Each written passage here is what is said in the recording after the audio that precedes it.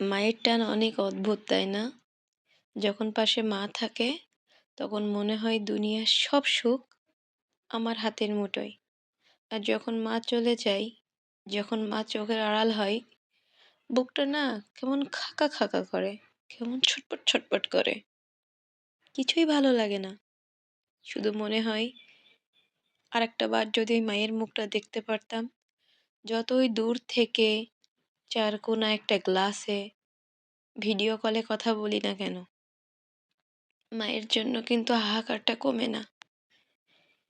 1 second হোক বা 1 ঘন্টা সামনে থেকে যদি ওই মায়া ভরা মুখটা দেখা যায়, তখন মনে হয় দুনিয়ার সকল শান্তি আমার হাতের মুঠায়।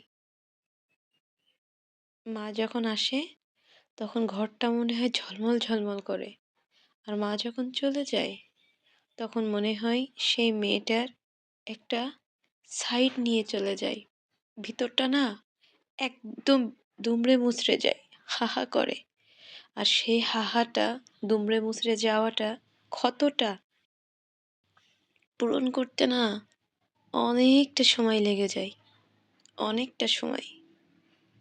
চাইলেও না সহজে ঠিক হওয়া যায় না। মা জিনিসটি না একটা অদ্ভুত মায়া। মা ডাকটার মধ্যে কত মধু আছে। মা যে কিনা নিঃস্বার্থভাবে ভালোবাসে। পৃথিবীতে যদি কেউ কাউকে কখনো নিঃস্বার্থ ভালোবাসা দেয়, সেটা হচ্ছে মায়ের ভালোবাসা। প্রত্যেকটা ভালোবাসার ভিতরে না একটা স্বার্থ আছে, কিন্তু মায়ের ভালোবাসার ভিতরে কোনো স্বার্থ নেই। মা যে বিনা স্বার্থে তার সন্তানকে ভালোবাসে। প্রত্যেকটা মাই কিন্তু অনেক স্পেশাল হয় তার সন্তানের কাছে। ঠিক তেমনই আমার মাও আমার কাছে অনেক স্পেশাল। আমার তো মাঝে মাঝেই মনে হয় যে এই স্বার্থপর দুনিয়াটা শুধু মা ছিল, তাই আমি পার হয়ে যেতে পেরেছি। মা না থাকলে এই দুনিয়াটা এত ইজিলি পার হওয়া আমার জন্য সহজ ছিল না।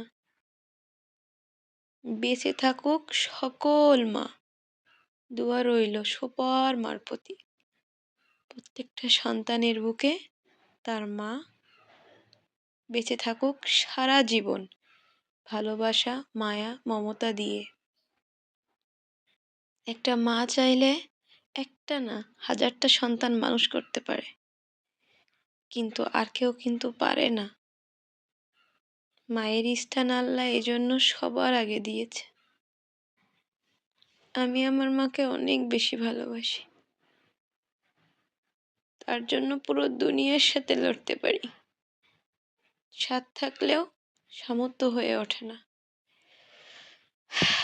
মেয়েদের জীবনটা না বড়ই অদ্ভুত হয়।